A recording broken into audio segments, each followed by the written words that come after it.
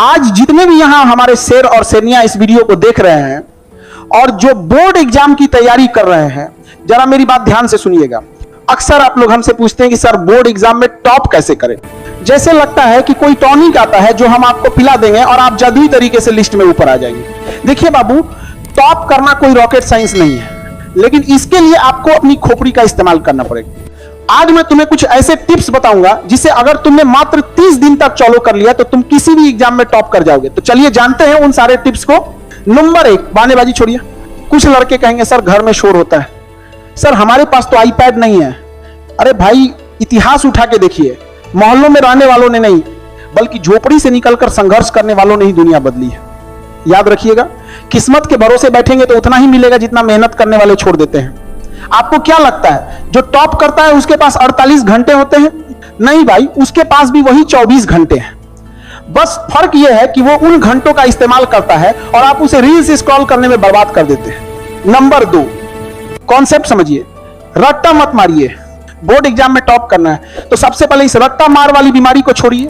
अगर आप रटेंगे तो एग्जाम हॉल में घुसते ही भूल जाएंगे, लेकिन अगर आपने कॉन्सेप्ट को समझ लिया, जैसे ये क्यों हो रहा है, कैसे हो रहा है, तो फिर मजा है कि आप उसे भूल जाएं। देखिए, पढ़ाई को बोझ मत बनाइए, इसे ऐसे समझिए जैसे आप कोई फिल्म देख रहे हो। जब फिल्म देखते हैं तो याद रहता है ना कि विलेन ने किसको मारा, क्योंकि आप उसमें डूब जाते हैं। अपनी किताबों के साथ भी वही रिश्ता बनाइए। नंबर 3, लिखावट का जादू। सुनिए, एग्जामिनर आपकी शक्ल नहीं जानता, वो आपको नहीं जानता कि आप कितने शरीफ हैं या कितने गुंडे हैं, वो सिर्फ आपकी कॉपी जानता है। अगर आपकी राइटिंग डॉक्टर वाली है तो समझ लीजिए नंबर कटने तय है। साफ लिखिए, जहां मौका मिले डायग्राम बनाइए। बायो हो या फिजिक्स, बिना चित्र के उत्तर अधूरा है। एग्जामिनर को कहानी मत सुनाइए, उसे पॉइंट में उत्तर दीजिए, उसे इंप्रेस करिए कि हां लड़के को जानकारी है। नंबर 4, रिवीजन का असली तरीका। लड़के गलती क्या करते हैं, पूरा सिलेबस पढ़ लेंगे लेकिन रिवीजन नहीं करेंगे। याद रखिए, 10 नई किताबें पढ़ने से बेहतर है कि एक किताब को 10 बार पढ़ा जाए। सप्ताह में एक दिन, जैसे संडे, ऐसा रखिए जिसमें नया कुछ नहीं पढ़ना है। जो पूरे हफ्ते पढ़ा उसे रगड़ के रिवाइज करना है। अगर आप रिवाइज नहीं कर रहे हैं तो आप बस बाल्टी में पानी भर रहे हैं जिसमें नीचे छेद है। नंबर 5, फोन को छो। ये जो मोबाइल है ना, ये आपका सबसे बड़ा दुश्मन है। नोटिफिकेशन की एक रिंग आपके 15 मिनट खा जाती है। जब पढ़ने बैठिए तो फोन को दूसरे कमरे में मम्मी के पास जमा कर दीजिए। नंबर 6, बाबू सोना से दूर हो जाओ।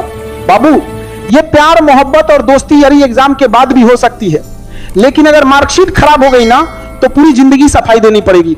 और याद रखना, असफलता का कोई बाप नहीं होता और सफलता के हजारों रिश्तेदार निकल आते हैं। अंत में बस इतना कहूंगा, अपने माता पिता के चेहरे की तरफ एक बार देख लेना, जब वो धूप में पसीना बहाते हैं या घर के काम में थक जाते हैं, सिर्फ इसलिए कि उनका बच्चा पढ़ लिख कर नाम रोशन करे। क्या उनके उन सपनों की कीमत एक फोन कॉल या आलस से कम है? मेहनत इतनी खामोशी से करो कि तुम्हारी कामयाबी शोर मचा दे। उठो, अपनी किताब उठाओ और आज से ही लग जाओ। टॉप वही करेगा जो आज से, अभी से खुद को तपाने के लिए तैयार है। बाकी हम तो हैं ही आपके साथ। मन लगा के पढ़िए, एकदम गर्दा उड़ा देना है बोर्ड एग्जाम में। तब तक के लिए तुम लोग इस चैनल को सब्सक्राइब करके सपोर्ट दिखाओ। मिलते हैं किसी नेक्स्ट वीडियो में। जय हिंद, वंदे मातरम।